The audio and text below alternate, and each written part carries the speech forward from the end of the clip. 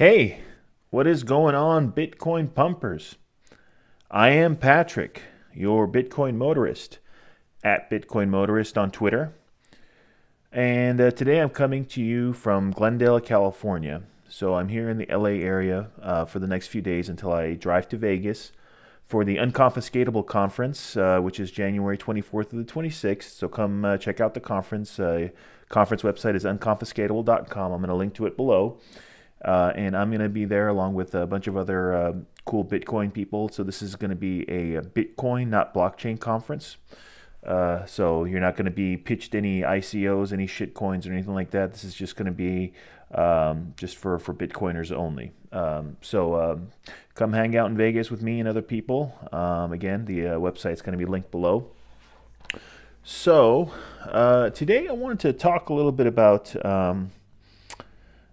this controversy that's happened recently with SegWit. There was a tweet that Luke Dashjr sent out a few days ago. This tweet was dated January 17th, so 2 days ago. Yeah, 2 days ago in the morning. Luke Dashjr sent out a tweet. Now, I quote retweeted this tweet, and I said, Luke Dashjr just blew my mind with this tweet. So the tweet said, this is Luke Dashjr, and Luke Dashjr, for those of you who don't know, is a Bitcoin Core developer. And he says, as a reminder, you should not use SegWit for non-Lightning wallets. It is harmful to Bitcoin by enabling larger blocks and increasing the growth rate of centralization.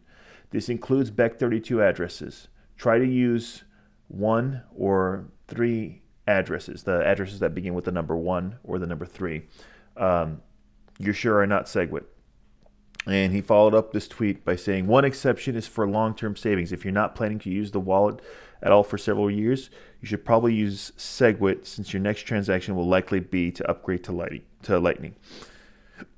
So now this was a very interesting tweet for me.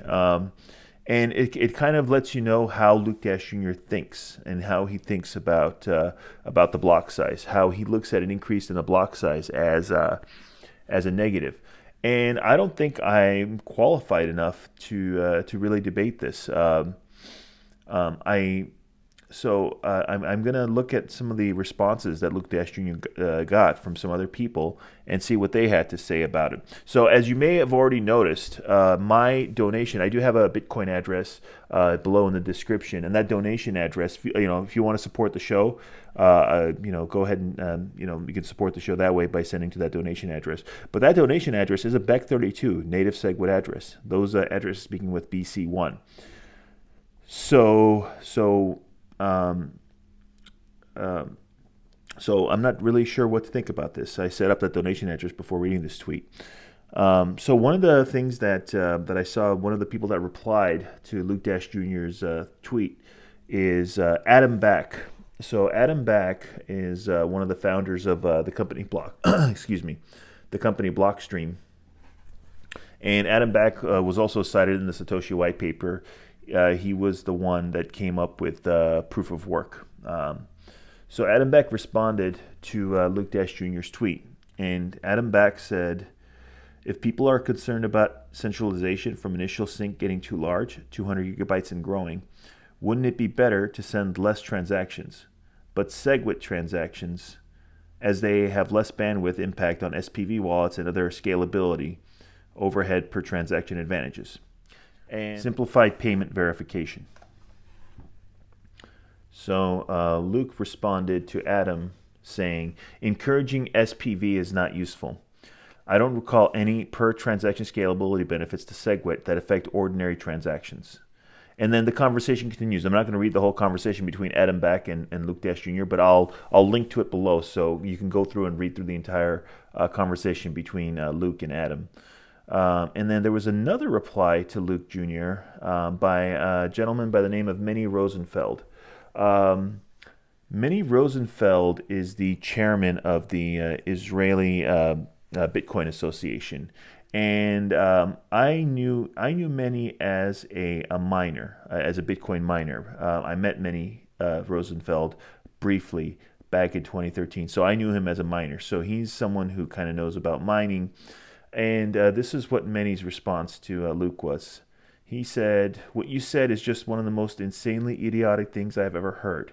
It seems to fundamentally stem from the perverse notion that people exist to serve Bitcoin, when in fact Bitcoin exists to serve people. Less people will be served by Bitcoin with your proposal." Meni continues with another reply saying, "There does come a point where blocks are too big, causing centralization, but we are nowhere near this point. SegWit allowed a sorely needed block size increase without requiring a hard fork. Let's make the most of it." And Luke says, "We are already far past that point, as has been shown time and again. I would expect you to know this already." And then Meni says, is Bitcoin supposed to be a toy project or a global currency?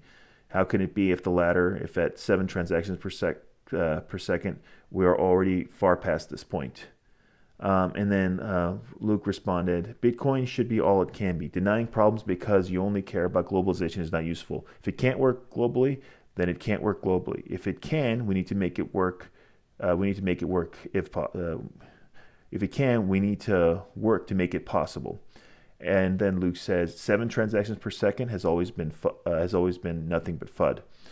So this is and I'll link to this conversation as well between Luke Jr. and Meni Rosenfeld.